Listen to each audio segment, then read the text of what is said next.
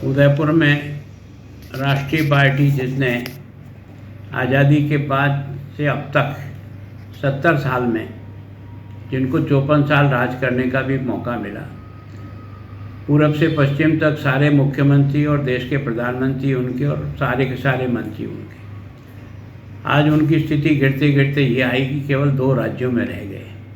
और इसलिए अब उनको उदयपुर में आकर चिंतन करना जरूरी है, क्योंकि ये मेवाड़ की धरती देश प्रेम सिखाती है। अब ये सीखेंगे कि नहीं सीखेंगे ये तो आगे भविष्य बताएगा। 2 बातें इन्होंने बड़ी अच्छी तय की कि एक ही परिवार के व्यक्ति को दूसरा टिकट नहीं मिलेगा, लेकिन गांधी परिवार को छोड़कर यहीं आपके सारा का सारा काम का जनाजा निकल गया।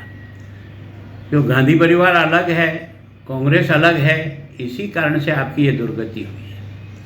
और दूसरा, आपके जो राजस्थान के मुख्यमंत्री हैं जो आपकी अगुवाई कर रहे हैं, जिनके आधार पर आपने उदयपुर में आकर के इस चिंतन शिविर का आयोजन किया, उस मुख्यमंत्री के क्रियाकलापों का भी तो चिंतन करते हैं।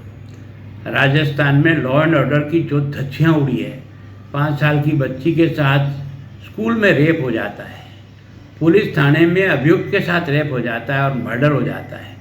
आए दिन गैंग रेप की एक के बाद एक घटनाएं राजस्थान में घटित हो रही है, उसके बारे में कोई चिंतन की आवश्यकता नहीं।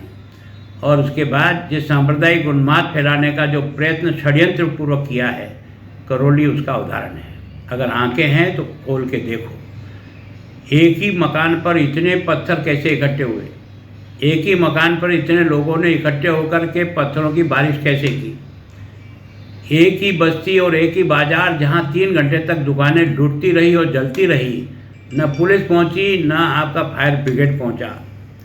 ये सब क्या, वो पीएफआई जो है संगठन जिसके बारे में ऑल इंडिया को सबको जानकारी है कि वो देश में विद्वेष और हिंसा फैलाने का प्रयत्न कर रहा है, उसी का परिणाम था।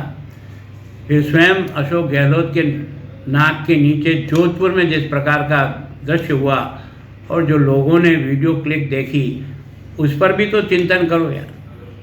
है ना, कोई भीलवाड़ा में जो है ना किसी का मर्डर हो जाता है, कोई नाहौर में जो है ना कोई हिंदू केवल किसी को ये मंदिर पर इस प्रकार से बैठ कर के माँ बहनों के साथ छेड़छाड़ मत करो, उसके लिए उसका माथा फोड़ दिया जाता है। एक के बाद एक घटनाओं ने राजस्थान को एक तरह से सांप्रदायिकता की आग में झोंक दिया है। प्रशासन चल नहीं रहा है। जहाँ पर 4-4 कलेक्टर ट्रैप होते हो, जहाँ एसपी ट्रैप होता हो, जहाँ आईजी ट्रैप होता हो, और उसका मुखिया को भनक भी नहीं लगती है कि उसके प्रशासन करने वाले इतने मदद दमदार लोगों को लगा रखा है जिसके बारे में न उसको जानकारी न उसके ऑफिस को जानकारी है। और अगर ऐसी भी उनको पकड़ लेती है तो ये सरकार चल रही है या मजाक हो रही है। अगर मैं जिस कार्यालय में बैठता हूँ, मेरे कार्यालय का स्टाफ अगर अंदर ही अंदर चूट करता है, लोगों को लूटता है और मुझे खबर नहीं है, तो फिर मैं इस कुर्सी पर बैठने लायक हूँ क्या। चिंतन तो इस बात पर हो कि राजस्थान के इस मुख्यमंत्री में राजस्थान आज सुरक्षित है कि नहीं।